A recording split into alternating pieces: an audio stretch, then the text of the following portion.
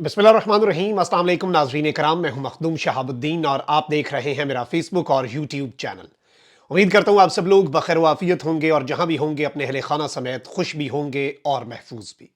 नाज़रीन कराम, एक इंतहाई अफसोसनाक खबर है और पाकिस्तान की अफवाज पर बहुत बड़ा हमला, एक ऐसी खबर जिसने मेरा कलेजा छलनी कर दिया है और यकीन माने कि बोलने तक की हिम्मत नहीं थी। इतना बड़ा सानिहा, इतना बड़ा दुख।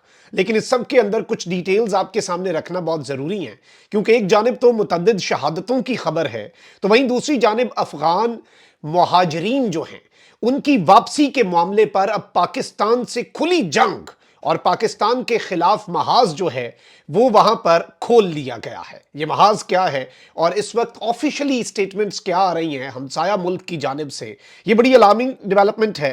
अफगान वजीर आजम और वजीर दाखिला जो हैं वो भी मैदान अमल में आ चुके हैं और बड़ी अहम तरीन स्टेटमेंट्स हैं। इसके साथ ही साथ असद कैसर जो हैं वो गिरफ्तार हुए हैं और उनकी गिरफ्तारी के हवाले से उनके भाई ने एक बड़ा अहम वीडियो पैगाम जो है वो भी जारी किया है, उस पर भी बात कर लेते हैं। ये डेवलपमेंट्स बड़ी अहम है और इसके साथ ही साथ मुल्क में कुछ और बड़ी अहम तरीन हैपनिंग्स हैं। एक बहुत ताकतवर शख्सियत का केस भी काजी फाइज ईसा साहब ने अदालत में लार्जर बेंच के रूबरू लगा दिया है, फिक्स कर दिया है, उस पर भी बात कर लेते हैं। और अगर अभी तक आपने इस वीडियो को लाइक नहीं किया, लाइक और कमेंट्स और शेयर्स आपके बहुत ज्यादा जरूरी हैं हमारे लिए, क्योंकि हमारे चैनल्स को रिपोर्ट किया जाता है उन अनासिर की तरफ से जिन्हें हमारा तर्ज सहाफत पसंद नहीं है। उस असर को जायल करने के लिए आपके लाइक्स, कमेंट्स और शेयर्स जो हैं वो हमारे लिए बहुत ज्यादा जरूरी है। नाज़रीन इकराम, बहुत सी बातें हैं, बहुत से मामलात हैं, बहुत से पहलू हैं और जो खबरें हैं वो भी बड़ी अलार्मिंग हैं, क्योंकि असद कैसर साहब की जो गिरफ्तारी है उसने मुज़ाकराती अमल जो अगर कोई बैक एंड पे हो भी रहा है और इलेक्शंस के ऐलान के साथ ही एक क्लियर मैसेज जो है वो पाकिस्तान तहरीक इंसाफ के लिए यूं लग रहा है कि कम्युनिकेट जो है वो कर दिया गया है और कन्फ्यूजन है। और यही बात मैं आपको बताता रहा, कुरैशी साहब के जरिए, शाह महमूद कुरैशी साहब के जरिए अगर मुज़ाकरात शुरू भी हुए तो मैंने कल भी ये बात कही थी कि उसका कतन मतलब ये नहीं होगा कि पाकिस्तान तहरीक इंसाफ के लिए सत्ते खैरा हैं, पाकिस्तान तहरीक इंसाफ के लिए सब कुछ बेहतर है। ये तो मुज़ाकरात शुरू हुए हैं, कामयाब होना नाकाम होना ये ज्यादा मैटर करता है।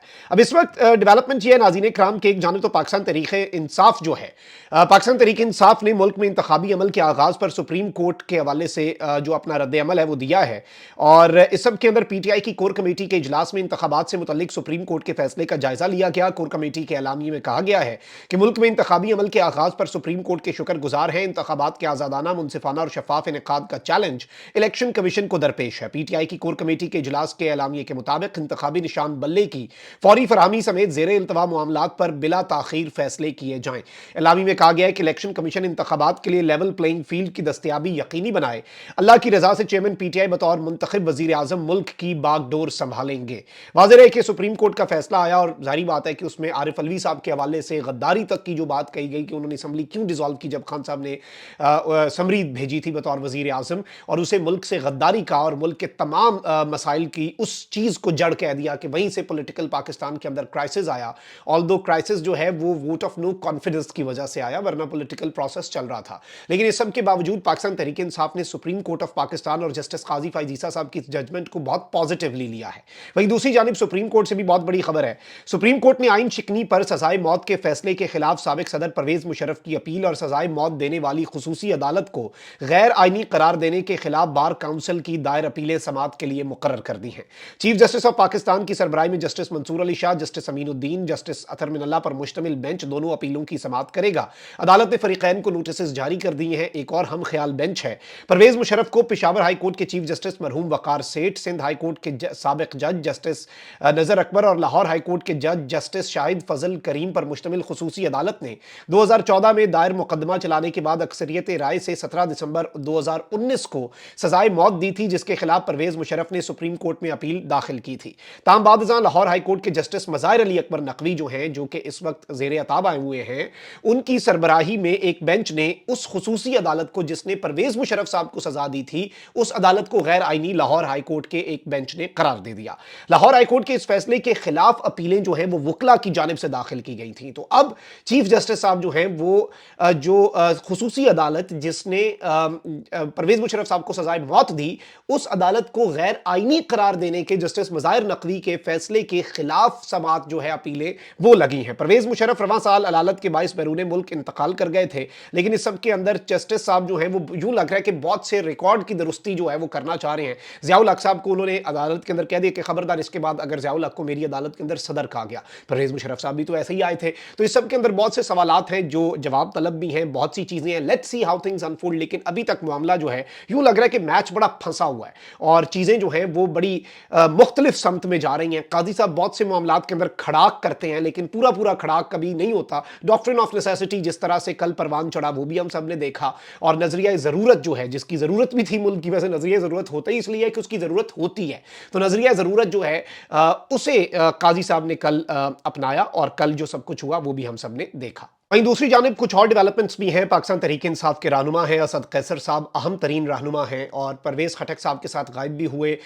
پرویز خٹک صاحب نے ایک پریس کانفرنس کی جس میں اسد قیصر صاحب خاموش رہے. عمران خان صاحب کے ساتھ وفا کی. بہت سے معاملات کے اندر انہوں نے مذاکراتی عمل بھی, سیاسی جماعتوں کے ساتھ بھی روابط جو ہیں وہ بڑھانے شروع کی. ابھی ریسنٹلی علی محمد خان کے ساتھ یہ گئے ہیں پر مولانا فضل الرحمان صاحب کے پاس بھی.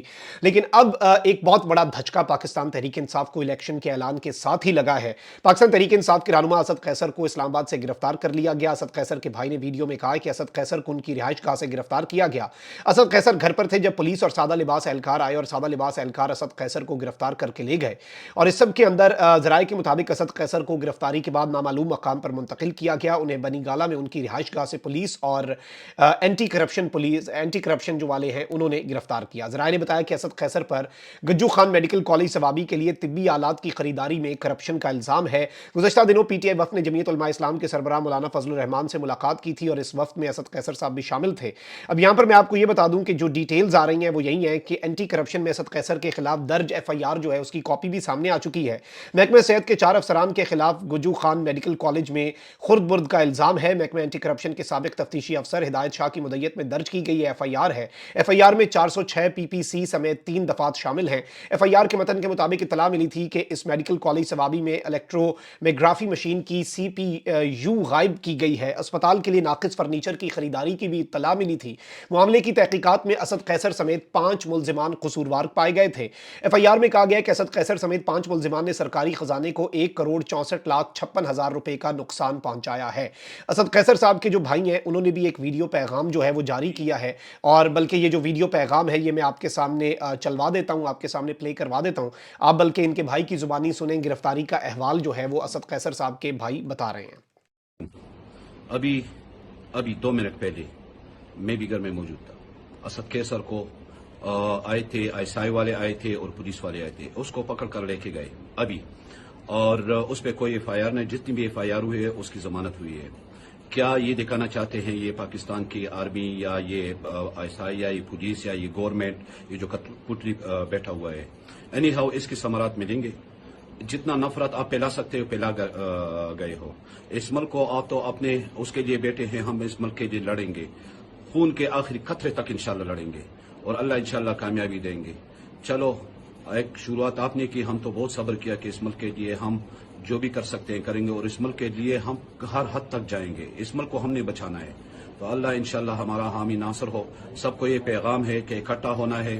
یہ جو انہوں نے شروع کیا ہے یہ غلط کر رہے ہیں, جس کی ضمانتیں بھی ہوئی ہے اس کو بھی پکڑ رہے ہیں. مطلب کوئی قانون وغیرہ کوئی نہیں ہے, ایوری تھنگ از ڈسٹرائڈ. جس کی طاقت ہے وہی اپنے بل بوتے پہ چلتے ہیں.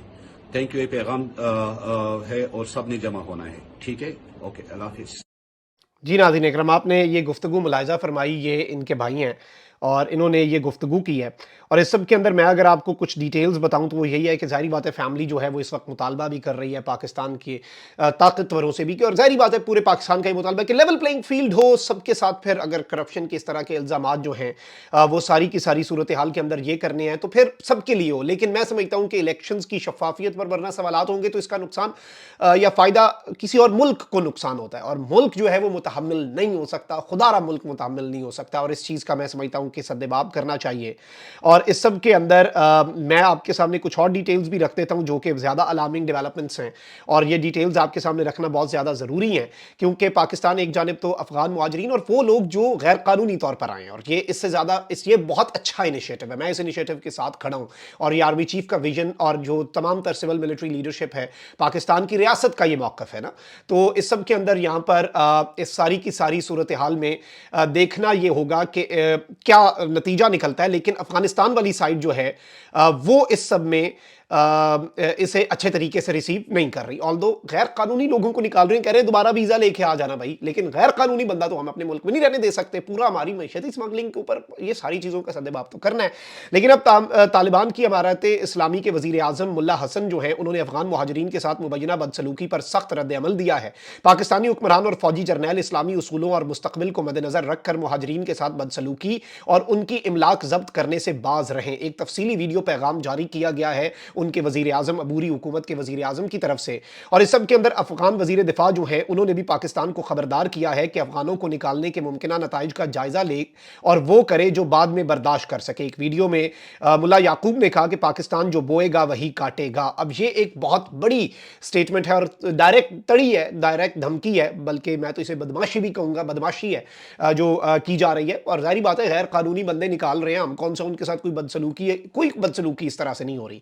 और इस सब के अंदर ही पाकिस्तान की अफवाज पर एक हमला भी हो गया और इंतहाई अफसोसनाक खबर है। बलूचिस्तान के इलाके पिसनी से और माड़ा जाने वाली सिक्योरिटी फोर्सेज की गाड़ियों पर दहशतगर्दों के हमले में 14 फौजी जवान शहीद हुए हैं। पाक फौज के शोबे ताल्लुकात आमा ISPR के मुताबिक पिसनी से और माड़ा जाने वाली फोर्सेज की 2 गाड़ियों पर दहशतगर्दों ने घात लगाकर हमला किया। बुज़दिल दहशतगर्दों ने पाकिस्तान की अफवाज के बहादुर 14 फौजी जवानों को घात लगाकर, और रास्ते में थे ना लड़ते, वरना मैदानी अमल में आमने सामने आते तो पता चलता।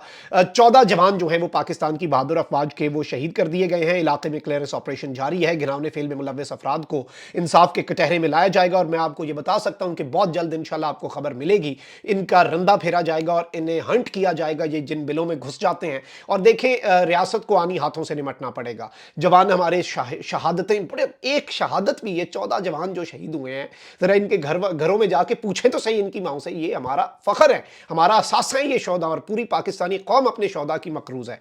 और पाकिस्तान के लिए जारी बात है ये चैलेंजेस नए नहीं है और पाकिस्तान के साथ ये सब कुछ होता रहा है और पाकिस्तान को इन चैलेंजेस का बड़े अरसे से सामना भी करना पड़ता रहा है। लेकिन आखिर कब तक? आनी हाथों से इन तमाम अनासर से निमटने का वक्त आ चुका है। कमेंट सेक्शन में राय का इजहार जरूर करें। अपना बहुत ख्याल रखें। अल्लाह निगहबान। पाकिस्तान जिंदाबाद।